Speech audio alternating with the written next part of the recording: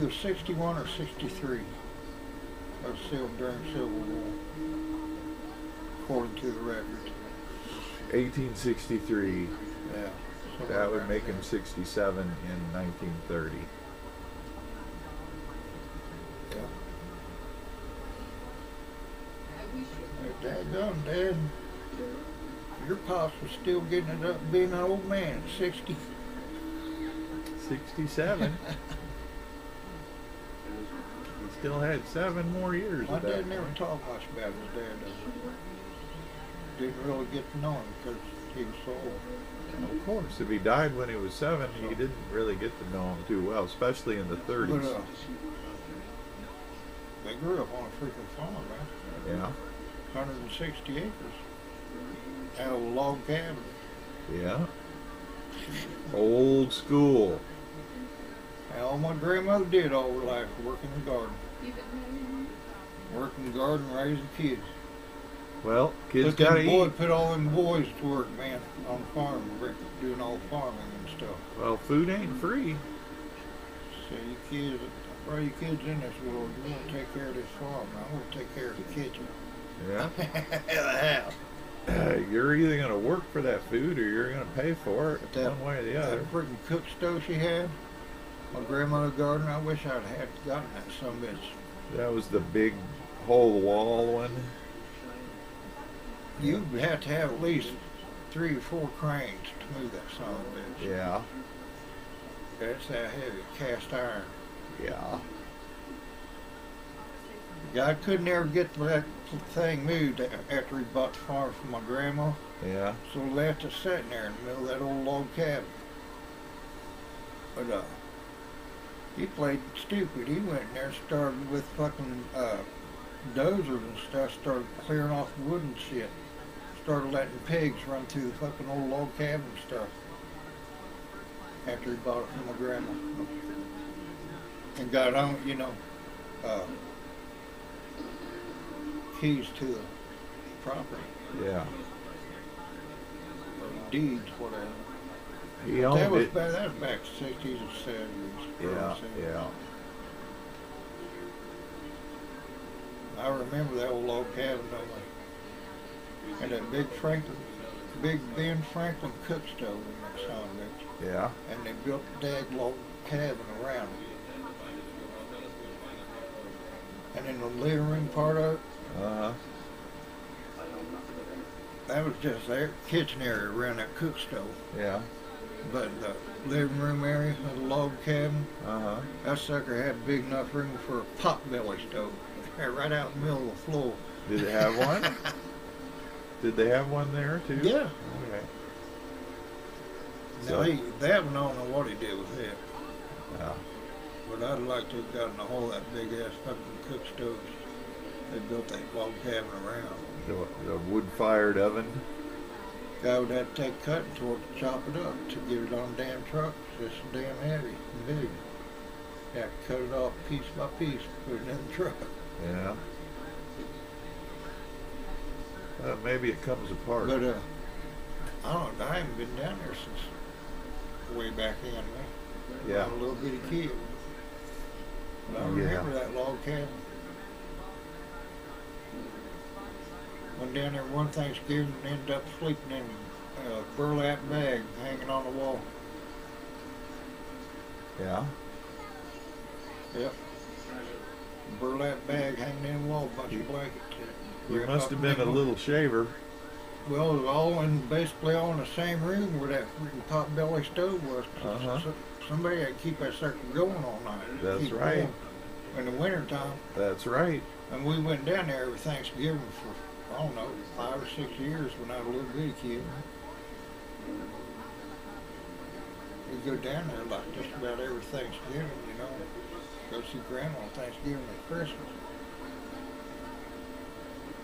Did she live alone by herself after your grandpa died? One of my aunts lived with her. Okay. In fact, she's still alive. She's down there in Springfield, Missouri, or she maybe done moved to Biloxi, Mississippi. Oh. She's wanting to bake a gingerbread cake, man. Yeah. cake or cookies, either one, from scratch, man. Yeah. A skill not many have these days. And she can shape it just like the gingerbread man by hand. Yeah. She didn't have no back end, so there wasn't no. Because that's the way you did it back in the day. You had skill. She did that one year, just freaked my sisters out. I said, "Whoa, that's cool." Always called her Aunt Mary Bell. Aunt Mary Bell. Yep. Little redhead man. She was your dad's sister? You know what she did for a full-time job back then? No. She built Zenith televisions. Cool. She worked at a place where they manufactured it, motherfuckers. Did she learn that in the war? She retired from that shit. Yeah. She retired from that, I don't know how many years. And got married to this old boy. Started out with a freaking dairy ranch. Yeah. Right there in Seymour, Missouri. Uh-huh. And he had I've been down there a couple times too on that old farm, having milking cows. Yeah. Every morning, man, 4:30, them cows are waiting to get in the barn to be milked. That's right. By hand? No, they had a machine. Oh, they got a machine. Everybody's got to have a machine. They get them in their stalls, go in there, and get the lukewarm cloth, clean up their udder and their teats. Yeah, yeah. And, My grandmother only had a couple, so we milked those by hand. Yeah, I and done then that. you can go and after you clean them up, go behind a little bit of Vaseline on it. Yeah, yeah. So them little cuts slip right on there, hook the machine up to them, Yeah, we just did it by hand. Collect it all in a big thing. After it's all done, get that thing filled up, that big tank. The guy in a milk truck comes by and grabs the load, Goes takes and it to market. pasteurizes it. Yep. But he got out of that and they moved someplace up in Springfield Yeah. for a while. She did after building them televisions. And she wanted to move. Last I knew, she wanted to move to Biloxi, Mississippi. She may have already moved down there. She might know something about my grandpa Gardner, her dad. Yeah. She was born in 37, I think it was. The same year he died? Yeah, she was born in 37. So she must not have known him too That was well. my Aunt Mary Bell. Your Aunt Mary Bell. Yep. Your And dad's. I have another aunt. Well, another one of my dad's sisters. There's two girls and 4 boys. Yeah. My other sister of my dad's was born Halloween 1935. Oh, yeah? She's just 5 years younger than my dad. Okay. And her son that drives for Deffenbaugh. Okay. And Her name? that's one of her sons. Her other son, the older one, he lives in Tennessee. He's the one retired from the Air Force. Okay.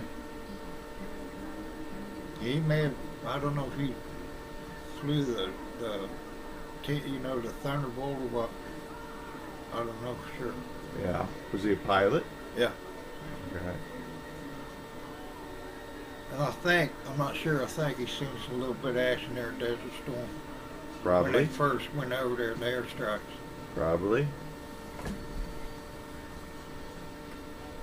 But he spent a lot of time in Holland, man. Coffee shops, smoking marijuana. I know what he's doing. Hell, yeah. But no, the judge ordered him. You see, he got busted here in Bonner one time, years ago. Yeah. They lived out here on the farm. Yeah. He got busted years ago for coke or something. And the judge told, at that time, the judge gave him the choice, and you either go to penitentiary, or you could join the military, or he'd straighten your ass up. So he joined the military. Yeah. He went and joined the military. Hopped right in the Air Force, man. Fucking retired from that motherfucker. Uh-huh. He's living down there in the Smoky Mountains right now. Yeah. Retired from the Air Force. That's one called Pinky. Now, that one down there, guy for Deafenball, drives for Deafenball's brothers. And their younger brother, he lives down in Texas somewhere. I think Austin. I think it's Austin, Texas, or close to it. That's a cool place. You been there? Nope. One of the few places I haven't been in Texas. You know, San Antonio, El Paso, Dallas, Houston, Beaumont, Fort Worth. Dallas, Fort Worth area I've been in. I used to make delivery down there. Yeah. I've been in Rockwall, Texas. My sister used to live there in Rockwall. She's living up in Crandall. Uh-huh. She living in Crandall, Texas right now. I had a great aunt that lived Now, in... it's her son. One of her sons is in the 101st Airborne. Okay. He's going to college, right? He's out of the Army now. He doesn't serve, his term. Uh-huh. And he's going to college to be a diesel mechanic. Cool. Well, he's a mechanic already, but he's a little bit more school and they're going to hurt.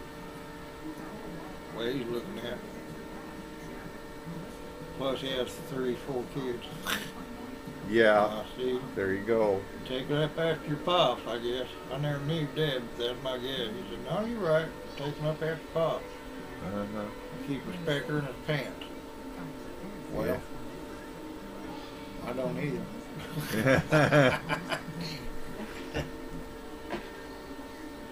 I know, I'm paying child support and 2 boys, man. Haven't been for years.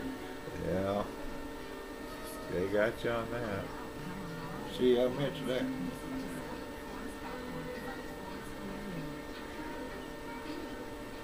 Well, you found some evil women.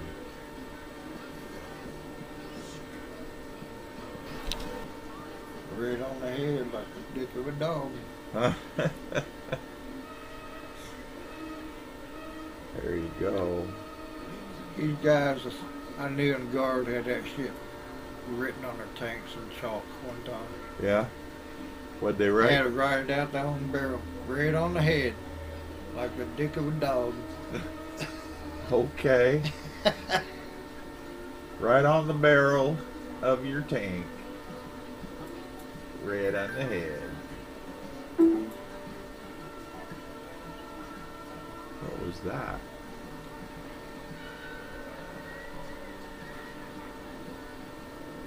Will you shut up?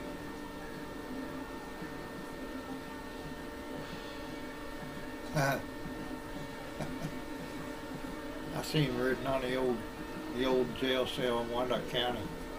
Up there at the courthouse Yeah. off 7th Street. Yeah. Okay, bottom of the old courthouse. Bottom of it's where the city jail used to be years and years and years ago. Yeah. Well, I know that one cell in there on the wall somebody had on there written, scribed on the wall. No one to blame but yourself. Fuck you, man. Somebody scribbled that shit in that fucking wall, scratched it in that cement wall or whatever. Nobody to blame but yourself. Fuck Fuck you, you, man. Yeah, and there was graffiti and everything else all over the fucking wall. Yeah. But I read that one. No one to blame but yourself. Fuck you, man. There you go. That's putting it bluntly. Truth in the wall of the jail cell. 99 times. Yep.